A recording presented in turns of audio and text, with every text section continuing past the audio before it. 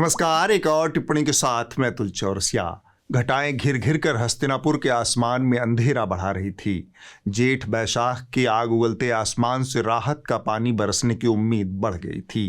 घिरती बदरी के साथ पैदा हो रहा अंधेरा बाकी दुनिया में लगातार फैल रहे नाउम्मीदी के अंधेरे के साथ डरावना वातावरण पैदा कर रहा था। दुनिया का आसमान चौतरफा मिसाइल और बमों की आमद रफ्त से भरा हुआ था। किसकी मिसाइल किसके ऊपर गिर रही है, इसका अब कोई मतलब नहीं बचा था। बम और बारिश के माहौल में धृतराष्ट्र कई दिनों बाद दरबार में पहुंचे थे।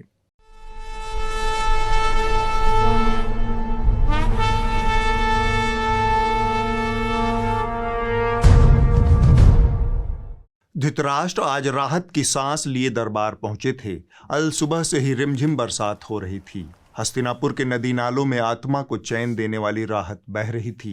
धृतराष्ट्र को भी सुकून था कि समय से बारिश हुई है, रियाया समय से खेतीबाड़ी में लग जाएगी। उसके पास बेमतलब धरना प्रदर्शन और राजनीतिक खुरपेच के लिए समय नहीं रहेगा। बारिश सही से होगी तो खेतीबाड़ी ठीक होगी, खेतीबाड़ी ठीक होगी तो जेब में पैसा और पेट में खाने की गारंटी होगी, पेट में खाने की गारंटी होगी तो देश में शांति की गारंटी होगी। इन्हीं तमाम समीकरणों को जोड़ घटाकर राहत महसूस कर रहे धृतराष्ट्र ने भ्रुकुटियां संजय की तरफ फेरी। संजय समझ गए कि उनकी बारी आने वाली है। तब तक धृतराष्ट्र ने पहला सवाल दाग दिया, आर्यावर्त में सब कुशल मंगल तो? इस बार तो मानसून भी बम्पर कृपा की तरह बरसने वाला है। संजय का स्वर दबा हुआ निकला, महाराज आर्यावर्त में तो सब ठीक ठाक है, लेकिन दुनिया लठबाजों के हाथ में चली गई है। जिसकी लाठी उसी की भैंस। एकदम ताज़ा ताज़ा लठ डंकापति के खास दोस्त अमेरिका वाले भूरेलाल उर्फ ट्रंप ने चलाया है। A short time ago, the U.S. military carried out massive precision strikes on the 3 key nuclear facilities in the Iranian regime. यह सुनकर धृतराष्ट्र की तशरीफ पे पसीना छलक आया, जिसे सिर्फ उन्होंने ही महसूस किया। किसी भी देश में अगर तख्ता पलट या फिर विदेशी हमला होता है तो बाकी दुनिया के सभी राष्ट्राध्यक्षों की पेशानी पर बल पड़ ही जाते हैं।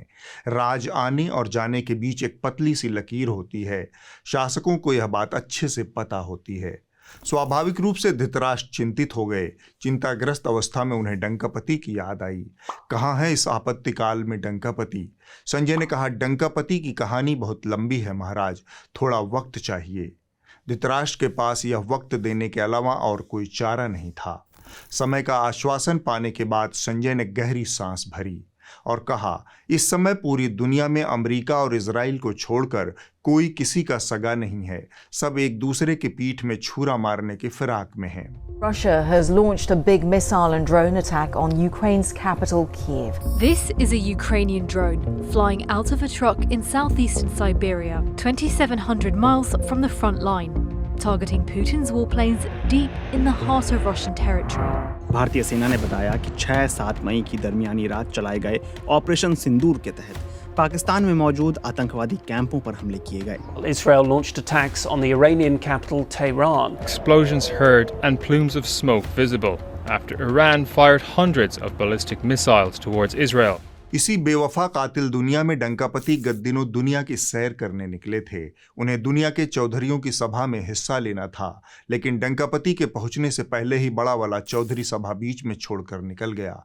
बड़ा वाला चौधरी बोले तो भूरेलाल ट्रंप, जिनसे डंकापति गहरी यारी का दम भरते हैं। I present to you my friend, a friend of India, a great American president, Mr. Donald Trump। अब की बार ट्रंप सरकार। संजय जानकारी पर जानकारी फेंके जा रहे थे। विश्व भ्रमण के दूसरे चरण में डंकापति चौधरी देशों के समिट में पहुंचे तो बाकी दुनिया उम्मीद कर रही थी कि हफ्ते भर पहले ही आर्यावर्त में विमान हादसा हुआ है, सैकड़ों लोगों की मौत हुई है। डंकापति इस आपदा से गमजदा होंगे, लेकिन डंकापति ने अपनी गर्मजोशी से सबको अवाक कर दिया।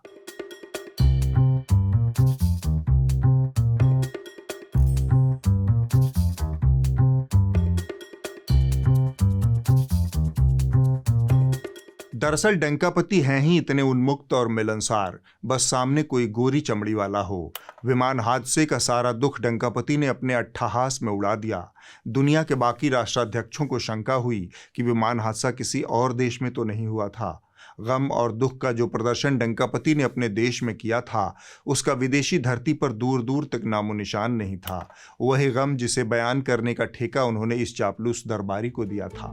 नरेंद्र मोदी आज जिस तरह के दुख में दिख रहे थे, वो उनके हाव भाव में साफ दिख रहा था। यह सारा कौशल हफ्ते भर के भीतर दिखा। संजय ने यह जानकारी देने के बाद लंबी सांस ली। धृतराष्ट्र आगे का डंकापति पुराण सुनने के लिए उनकी ओर ताकने लगे। तब संजय ने कहा, विश्व भ्रमण से लौटे डंकापति सीधे कलिंग प्रदेश की यात्रा पर निकल गए।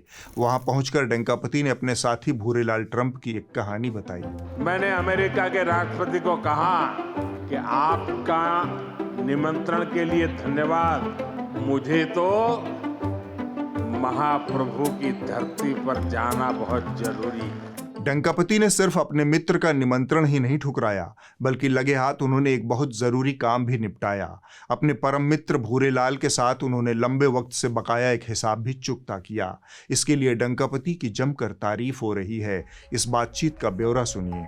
प्रधानमंत्री मोदी ने राष्ट्रपति ट्रंप को स्पष्ट रूप से कहा कि इस पूरे घटनाक्रम के दौरान कभी भी किसी भी स्तर पर भारत अमेरिका ट्रेड डील या अमेरिका द्वारा भारत और पाकिस्तान के बीच मध्यस्थता जैसे विषयों पर बात नहीं हुई थी। प्रधानमंत्री मोदी ने जोर देकर कहा कि भारत ने न तो कभी मध्यस्थता स्वीकार की थी, न करता है और न ही कभी करेगा। धृतराष्ट्र ने टोंक दिया, भला मित्र से कोई इस तरह बात करता है? तब संजय ने कहा, मित्र मुंहफट और बेगैरत किस्म का इंसान है। ये समझ लीजिए महाराज की बंदर के हाथ में उस्तरा है। डंकापति को यह काम बहुत पहले करना था। लंबे वक्त बाद संजय के मुंह से डंकापति की तारीफ सुनकर धृतराष्ट्र मगन हो गए। संजय रुकने के मूड में नहीं थे। उन्होंने डंकापति के इस खास दोस्त की एक ताज़ा जानकारी से धृतराष्ट्र को अवगत कराते हुए कहा, महाराज, यह तो नोबेल शांति पुरस्कार की दौड़ में शामिल हैं और इनके नाम का प्रस्ताव किसी और ने नहीं बल्कि शांति, अहिंसा और भाईचारे की मूर्ति पाकिस्तानी सेना के सदर जर्नैल असीम मुनीर ने किया है। पाकिस्तान सरकार ने 2026 के नोबेल शांति पुरस्कार के लिए राष्ट्रपति डोनाल्ड ट्रंप का नाम भी औपचारिक सिफारिश करने का निर्णय लिया है। ये फैसला हाल ही भारत पाकिस्तान संकट के दौरान उनके निर्णायक कूटनीतिक हस्तक्षेप और महत्वपूर्ण नेतृत्व को देखते हुए लिया गया है। करेले के इस नियमाभियान पर धृतराष्ट्र को आश्चर्य हुआ। उन्होंने कहा, ये वही असीम मुनीर है जिसे गले काटने और जेब काटने का अंतर नहीं पता। संजय ने कहा, जी महाराज, पहले इसने अमेरिकी जहाज़ों को तेल भरने के लिए अपना बैकयार्ड, बोले तो पिछवाड़ा खोल दिया और अब यह भूरेलाल को शांति का नोबेल पुरस्कार दिलाने की मांग कर रहा है। वही भूरेलाल ट्रंप जो लंबे वक्त से हज़ारों फिलिस्तीनियों की मौत का तमाशा देख रहा था, अब वो ईरानियों की मौत में हिस्सेदार है। इस तरह नोबेल शांति पुरस्कार की मांग कर मुनीर ने आधी उधारी चुका दी है। खैर, इतने भारी भरकम प्रस्तावक को लेकर नोबेल खोजने निकले भूरेलाल के प्रस्ताव को किसी ने शायद भाव ही नहीं दिया।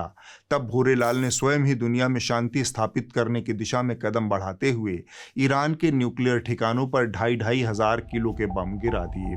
The US hit 3 nuclear sites in Iran overnight, but it remains unclear where the strikes did destroy all of Iran's nuclear capabilities. In these pictures from Isfahan, you can see and hear the airstrikes hitting one of the 3 nuclear sites attacked. Tonight I can report to the world that the strikes were a spectacular military success. Iran's key nuclear enrichment facilities have been completely and totally obliterated. Iran, the bully of the Middle East, must now make peace. If they do not, future attacks will be far greater and a lot easier. Nobel शांति पुरस्कार मिले ना मिले, भूरेलाल ने Iran में शांति की जो guarantee दी है उसकी दुनिया एहसानमंद है। धृतराष्ट्र मग्नावस्था में संजय की बात सुने जा रहे थे। उन्होंने ज्यादा खोजबीन न करते हुए इतना ही कहा। फिर डंकापति ने क्या किया? संजय ने कहा, विश्व भ्रमण से लौटे डंकापति सीधे कलिंग प्रदेश पहुंचे थे। वहां पर उन्होंने अपने श्रीमुख से कलिंग के अलौकिक विकास यात्रा का बखान किया। बकौल डंकापति उनका राज आने से पहले कामरूप प्रदेश बदहाल, बदरंग और बर्बाद था। असम में 1 दशक पहले तक स्थितियां बहुत खराब थी। अस्थिरता, अलगाव, हिंसा, यही सब कुछ असम में नजर आता था। लेकिन आज असम विकास के नए रास्ते पर दौड़ रहा है। धृतराष्ट्र को शक हुआ कि संजय आज दम पे दम डंकापति की तारीफ क्यों कर रहा है, पर बिना कुछ कहे वो आगे की जानकारी का इंतजार करने लगे। तब संजय ने कहा, डंकापति ने कामरूप प्रदेश तक विकास, समृद्धि और सुशासन की गंगा बहा दी है। उसके बगल में मणिपुर नामक प्रदेश पड़ता है। वह खुद से ही शांति और विकास के पथ पर सरपट भाग रहा है। डंकापति ने वजीर आजम बनते ही मणिपुर को ऑटो पायलट मोड में डाल दिया था, इसलिए डंकापति को वहां जाने की जरूरत भी महसूस नहीं होती। वहां के सारे काम आंखों के इशारे से ही वो संपन्न कर देते हैं। यह सुनकर धृतराष्ट्र अचकचा गए। उन्होंने कहा, तुम फिर से डंकापति की मौज लेने लगे। संजय ने सहमते हुए कहा, मौज नहीं महाराज, मैं अपना मत रख रहा हूं। मसलन डंकापति एक ही मुद्दे पर दो तरह के मत बहुत आसानी से रख सकते हैं।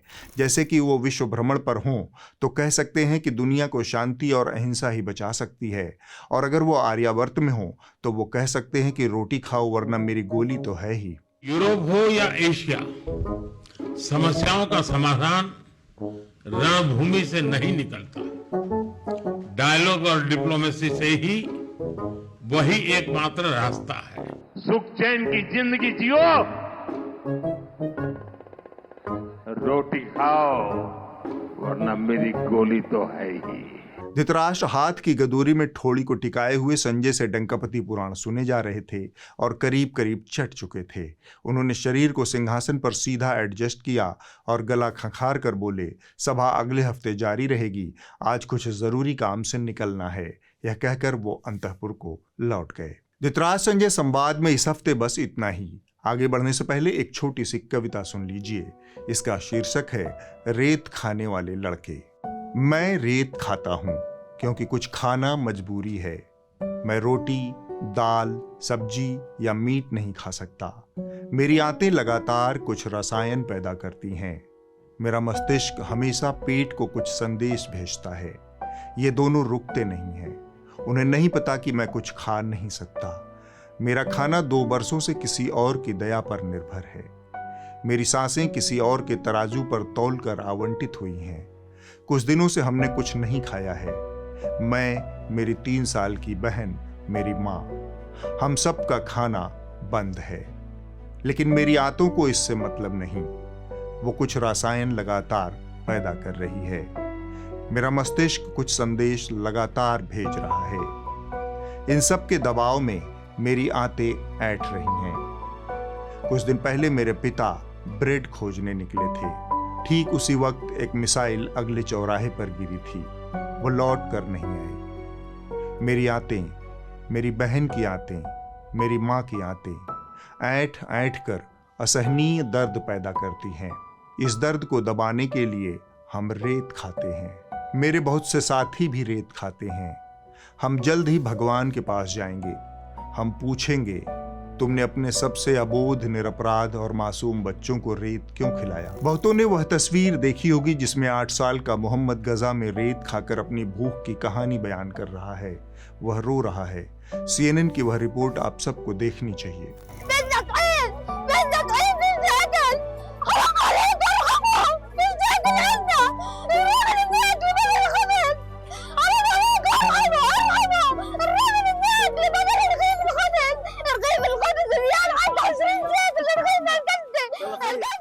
यह वीडियो इस बात का सबूत है कि यह दुनिया अपनी सारी नैतिकता, अपनी सारी करुणा और सारी मानवता खो चुकी है। इस दुनिया के वो तमाम सियासतदान जो दुनिया के अलग अलग मुल्कों पर राज करते हैं, उन्होंने राज करने का हक खो दिया है। वो सारे आयोजन और खटकरम जो दुनिया को बेहतर बंधुत्व और प्रेम सिखाने का प्रपंच रचते हैं, वो सब बेमानी है। शांति के नाम पर नोबेल पुरस्कार, पर्यावरण के नाम पर अर्थ सम्मेलन, धंधे के लिए G7 और G20 जैसे दिखावे अपना अर्थ खो चुके हैं। जब दुनिया के एक हिस्से में बच्चे रेत खाने को मजबूर हों, तब किसी भी देश के राष्ट्राध्यक्ष को सिर उठाकर चलने का हक नहीं है। भाषण देना तो बहुत दूर की बात है। दुनिया के किसी नेता में इतना आत्मबल नहीं है कि सीधे सपाट शब्दों में कह सके, इजराइल जो कर रहा है वह मानवता की हत्या है। Enough is enough. अगर दुनिया भर के नेता इस बात पर एक राय नहीं हो सकते तो उन्हें शांति, सद्भाव पर प्रवचन देने का कोई हक नहीं है। फिलिस्तीन का मसला खत्म होने से पहले इजराइल ने ईरान पर हमले का एक नया मोर्चा खोल दिया है। इस हमले में अब अमेरिका भी शामिल हो चुका है। ऐसे मौके पर भारत की भूमिका को लेकर कई सवाल पूछे जा रहे हैं। शंघाई कोऑपरेशन ऑर्गेनाइजेशन ने ईरान पर इजराइल के हमलों की निंदा करते हुए एक बयान जारी किया है। शंघाई सहयोग संगठन SCO के सदस्य मध्य पूर्व में बढ़ते तनाव पर गंभीर चिंता व्यक्त करते हैं और 13 जून 2025 को इस्लामिक रिपब्लिक ऑफ ईरान के क्षेत्र में इजराइल द्वारा किए गए सैन्य हमले की कड़ी निंदा करते हैं। भारत ने SCO द्वारा जारी किए गए इस बयान से खुद को अलग कर लिया है। भारत ने कहा है कि उसने इस चर्चा में भाग नहीं लिया था। SCO ने इजराइल और ईरान के बीच हाल ही में हुए घटनाक्रम पर एक बयान जारी किया है। भारत ने इस मुद्दे पर अपना रुख 13 जून 2025 को स्पष्ट कर दिया था, जो अब भी यथावत है। हम अपील करते हैं कि तनाव कम करने के लिए संवाद और कूटनीति के माध्यमों का उपयोग किया जाना चाहिए और ये जरूरी है कि अंतर्राष्ट्रीय समुदाय भी इस दिशा में प्रयास करे। भारत का यह समग्र दृष्टिकोण अन्य SCO सदस्यों को भी बताया गया था। इसी को ध्यान में रखते हुए भारत ने SCO के बयान पर चर्चा में भाग नहीं लिया। भारत के इस कदम पर देश के अंदर भी विवाद पैदा हो गया है। खासकर ईरान के साथ पुराने ऐतिहासिक रिश्तों को देखते हुए बहुत सारे लोग भारत की आलोचना कर रहे हैं। दूसरी तरफ देश के तथाकथित हुड़कचुल्लू एंकर आए हैं जिन्हें दूर का छोड़िए नज़दीक के भारत और ईरान के रिश्तों का अंदाजा तक नहीं है। उनमें से एक स्वनामधन्य एंकरा हैं अंजना ओम कश्यप। अगर खामेनेई खुलकर ये कहते हैं कि यहूदियों को जीने का अधिकार नहीं है, उनका खात्मा होना चाहिए, तो फिर अपने अस्तित्व, अपने एग्जिस्टेंस के लिए क्यों न लड़े इसराइल? तो फिर अपने अस्तित्व, अपने एग्जिस्टेंस के लिए क्यों न लड़े इसराइल? इनके ज्ञान को किनारे रखकर आप भारत ईरान के रिश्तों की एक छोटी सी कहानी जान लीजिए। कैसे ईरान ने भारत की मदद की थी। 1994 में पाकिस्तान ने ऑर्गेनाइजेशन ऑफ इस्लामिक कोऑपरेशन यानी OIC के सदस्य देशों की तरफ से जिनेवा स्थित UNHRC में भारत के खिलाफ एक प्रस्ताव को आगे बढ़ाया था। यह प्रस्ताव जम्मू और कश्मीर में मानवाधिकारों के गंभीर उल्लंघन को आधार बनाकर पाकिस्तान ने पेश किया था। अगर उस वक्त भारत की निंदा का यह प्रस्ताव पारित हो गया होता तो हमेशा के लिए पाकिस्तान के पास भारत को घेरने का एक हथियार होता। पाकिस्तान के प्रस्ताव को उस वक्त इस्लामिक सम्मेलन के 54 सदस्य देशों के साथ ही कई पश्चिमी देशों का समर्थन भी प्राप्त था। ध्यान देने वाली बात है कि 2 साल पहले ही भारत आर्थिक दिवालियेपन की कगार पर था। वैश्विक स्तर पर उसकी स्थिति आज के मुकाबले बहुत कमजोर थी। नरसिम्हा राव सरकार ने रिजर्व बैंक ऑफ इंडिया के पास रखे देश के गोल्ड रिजर्व को 2 विदेशी बैंकों में गिरवे रख दिया। इस काम को भी चुपके से अंजाम दिया गया, लेकिन इंडियन एक्सप्रेस के खोजी पत्रकार शंकर अय्यर ने इस खबर का पता लगा लिया। उनकी रिपोर्ट के बाद लोगों को पहली बार अंदाजा हुआ कि देश का आर्थिक संकट कितना गंभीर है। इसी माहौल में साल 1994 के मार्च महीने की एक सुबह बर्फ से ढके एल्ब्रूज पर्वत को पार करता हुआ भारतीय वायुसेना का एक विमान तेहरान के हवाई अड्डे पर उतरा। भारत के तत्कालीन विदेश मंत्री दिनेश सिंह अपने 3 सहायक अधिकारियों के साथ तेहरान पहुंचे थे। उनके पास ईरान के राष्ट्रपति अली अकबर हाशमी रफसंजानी के लिए लिखा गया प्रधानमंत्री PV नरसिम्हा राव का एक बहुत जरूरी पत्र था। इस पत्र में राव ने ईरान से यह मांग की थी कि वो OIC में हस्तक्षेप करे और पाकिस्तान समर्थित कश्मीर प्रस्ताव को UNHRC में आने से रोके। राव ने चतुराई से यह आकलन किया कि यदि ईरान जैसा प्रमुख सदस्य OIC से अनुपस्थित रहेगा तो कोई सर्वसहमति नहीं बन पाएगी। तेहरान में विमान से उतरते हुए दिनेश सिंह को देखकर तत्कालीन ईरानी विदेश मंत्री डॉक्टर अली अकबर विलायती ने पूछा, मंत्री जी आखिर इतनी जरूरी क्या बात है कि आपको इतने खराब स्वास्थ्य के बावजूद इतनी लंबी यात्रा करनी पड़ी। हवाई अड्डे पर डॉक्टर विलायती ने दिनेश सिंह का हाथ पकड़ा और कहा, राष्ट्रपति रफसंजानी चाहते हैं कि आप प्रधानमंत्री नरसिम्हा राव को यह संदेश और भरोसा दें कि ईरान हर संभव प्रयास करेगा कि भारत को कोई नुकसान न पहुंचे।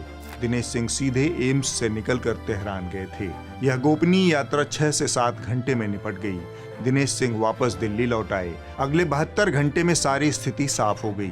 आधे अधूरे समाधान की बजाय ईरान ने बेहद स्पष्ट और साहसी शब्दों में OIC की तरफ से संयुक्त राष्ट्र के मंच पर पेश होने वाले प्रस्ताव को पूरी तरह से खारिज कर दिया। जिनेवा स्थित UNHRC में ईरानी राजदूत ने कहा, ईरान के लिए पाकिस्तान और भारत दोनों गहरे दोस्त हैं, इसलिए ईरान इस विचार को कतई पसंद नहीं करेगा कि 2 दोस्तों के बीच की समस्या को आपस में सुलझाने की बजाय उसे अंतर्राष्ट्रीय मंच पर उठाया जाए। इस तरह से ईरान ने भारत, पाकिस्तान और कश्मीर के मसले को बहुत साफ शब्दों में द्विपक्षीय मसला कहकर OIC में पाकिस्तानी चाल को धराशायी कर दिया था। जाहिरन ईरान को आज जब जरूरत है तब वह ऐसे ही शब्दों में भारत से समर्थन की उम्मीद कर रहा होगा, पर भारत ने बहुत नपा-तुला बयान जारी किया है। आगे बढ़ने से पहले हमारे सहयोगी आपसे कुछ कहना चाहते हैं। इस तरह शो के बीच में मुझे देखकर आप चौंके होंगे।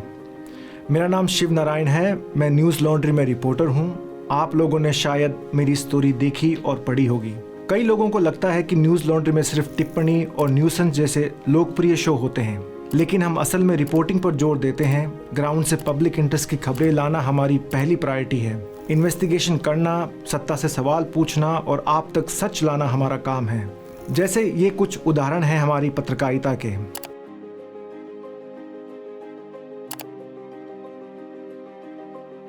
इस समय मैं अभी एक सीरीज पर काम कर रहा हूं जो ई वेस्ट से जुड़ा है। इस सीरीज में हम बताएंगे कि कैसे सरकारी व्यवस्था ई वेस्ट के प्रति लापरवाह है। ये आने वाले वक्त में पर्यावरण और इंसानी जीवन के लिए बड़ा संकट बन सकता है। आप जानते हैं कि हम ये रिपोर्ट आपके सहयोग के बिना नहीं कर सकते, क्योंकि न्यूज़ लॉन्ड्री किसी सरकार या कॉरपोरेशन से विज्ञापन नहीं लेता है। आपके सहयोग से ही हम ये सारी खबरें आप तक पहुंचाते हैं। न्यूज़ लॉन्ड्री के सेना प्रोजेक्ट इंडियाज़ ई वेस्ट अंडरवर्ल्ड को आपकी मदद की ज़रूरत है। सहयोग करने के लिए newslaundry.com/सेना पर जाइए या इस QR कोड को स्कैन कीजिए। उम्मीद है आप इनकी बात पर अमल करेंगे। अब हम आगे बढ़ते हैं। पॉडकास्ट की शुरुआत के साथ ही ऐसा लगा कि सूचनाओं का एक और ताकतवर माध्यम जुड़ गया है। दुनिया भर में यह माध्यम गंभीर, विस्तृत जानकारी और ऐतिहासिक नजरिए से चीजों को सही संदर्भ में समझने का जरिया बना। लेकिन भारत में आते ही यह PR और प्रोपेगेंडा का माध्यम बन गया। फैंसी पॉडकास्ट सेटअप, पार्टी नेता और ऐसे ऐसे उचक्कों के प्रचार का जरिया बन गए कि बस पूछो ही मत। गंदे से गंदे बर्तन को धो मांज कर चकाचक कर देना ही ज्यादातर पॉडकास्ट का ऐसा लगता है कि अंतिम उद्देश्य है। Please never forget, I gave my personal guarantee. So all this narrative of चोर कभी अपना personal guarantee देता है क्या? Nobody can have an allegation against Vijay Mallya of dishonesty because I have always been honest and truthful. I have never borrowed and I have never cheated and I never will. You can come to India. I can go tomorrow morning to India. But I choose not to go. First I told my wife was not well. That would so legally you're not a fugitive. Legally there are no charges on you. Not a single one in any court. बीते कुछ दिनों में विजय माल्या से लेकर ललित मोदी तक तमाम भगोड़ों ने podcast के जरिए खुद को मसीहा साबित करने का मौका नहीं गंवाया। बस नीरव मोदी के पॉडकास्ट का बेसब्री से इंतजार है। छवि प्रबंधन के लिए ताज़ा पॉडकास्ट का सहारा लिया है तिहाड़ शिरोमणि सुधीर चौधरी ने। खान मार्केट में इसलिए जाता हूँ क्योंकि वो खान मार्केट को हमें रिकैप्चर करना है। देखिए, खान मार्केट पे वर्षों से, दशकों से खान मार्केट गैंग का वर्चस्व रहा है और खान मार्केट गैंग ये समझने लगा था कि ये हमारा ही है और यहाँ कोई आ नहीं सकता। तो मैंने अभी ये इंश्योर किया है कि ये खान मार्केट को खान मार्केट गैंग से छीन लेना है। मोदी जी के मैंने जितने भी इंटरव्यूज़ किए वो बहुत चैलेंजिंग थे। राष्ट्रवाद को सबसे पहले, राष्ट्रवाद के बारे में बात करने वाला अगर कोई पत्रकार था तो वो मैं था। और आज अगर आप देखें तो सभी लोग उसी बिजनेस मॉडल को फॉलो कर रहे हैं। ये मेरा पुनर्जन्म है। एक ऐसा जर्नलिस्ट जिसके ऊपर इतने बड़े बड़े आरोप लग जाएं, उसको वहाँ की सरकार जेल तक पहुँचा दे और उसके बाद वो वापस आके इतना अच्छा करे, ये तो चमत्कार ही है। सुधीर ने शुभंकर मिश्रा के साथ 3 घंटे लंबे पॉडकास्ट में जो बातें कही, उसे सुनकर देश के आम लोगों में यह ग्लानि पैदा हो गई। उन्हें लगा कि कहीं इस महान उद्भट प्रतिभा को सही अवसर और सही सम्मान देने में उनसे चूक तो नहीं हो गई। हमारे बीच में ही गांधी, मार्टिन लूथर किंग और मार्क्स का योग्यतम उत्तराधिकारी मौजूद था और हम उसे सिर्फ तिहाड़ी प्रतिभा से तौलते रहे। बातचीत में सुधीर चौधरी ने कहा कि किसी न्यूज़ एंकर को अगर किसी फिल्म अभिनेता के बराबर करोड़ों में तनख्वाह मिलती है तो इसमें क्या हर्ज है। एक एंकर का प्रभाव आम लोगों के ऊपर किसी अभिनेता से ज्यादा होता है। अगर एक फिल्मी एक्टर 50 करोड़, 100 करोड़, 30 करोड़ जो भी है जिसके हिसाब से ले सकता है, मुझे ऐसा लगता है कि एक न्यूज़ एंकर का जो प्रभाव है लोगों के दिमाग पर, उसका जो इन्फ्लुएंस है, वो एक फिल्मी एक्टर से कहीं ज़्यादा है। हम जितने लोगों के ज़िंदगी को छूते हैं, उनके सोचने समझने के तरीके को प्रभावित करते हैं, उसके हिसाब से हमारा जो इन्फ्लुएंस है, हमारा जो प्रभाव है, वो एक फिल्मी एक्टर से ज़्यादा है। तो अगर एक फिल्मी एक्टर से ज़्यादा नहीं, कम से कम उसके बराबर तो हमें पैसा मिलना चाहिए। किसी की कमाई पर किसी को रिस्क नहीं करना चाहिए, यह तो अपनी अपनी किस्मत है। एंकर करोड़पति बने तो बने, भगवान करे हर एंकर बने, लेकिन इस कला से अगर एंकर करोड़पति बने तो दिक्कत होगी। सुधीर जी 20 से 25 हो तो मालिक कहते हैं कोई बात नहीं, चलो इतना डर 20 से 100 सर 5 टाइम्स इन्होंने सबसे पहले आते यही बात ये कहा कि 20 करोड़ रुपए कर दो जी। मीटिंग के पहले भी यही बात थी।